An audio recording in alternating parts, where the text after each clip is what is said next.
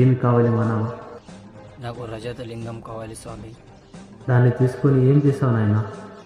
దాన్ని తీసుకొని సిరి సంపదలతో సుఖంగా ఉంటా స్వామి. నాయనా, నీకు అది ఎలాంటి సిరి సంపదలు ఇవ్వదు, ఎందుకంటే రజతలింగం శక్తులన్నీ కోల్పోయింది. స్వామి, ఆ రజత లింగానికి శక్తులు రావాలంటే ఎన్ని సంవత్సరాలు పడుతుంది స్వామి? మళ్ళీ ఆ శక్తులు తిరిగి రావాలంటే 470 సంవత్సరాలు పడుతుంది నాయన.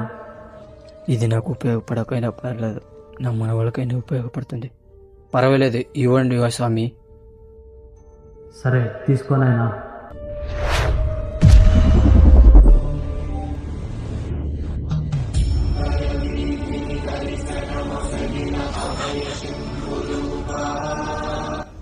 ఈ రజత లింగం నా చేతికైతే దొరికేసింది, కానీ దీన్ని ఎక్కడైనా భద్రంగా దాచాలి. దీనికి నేను కాపలా ఉండాలి.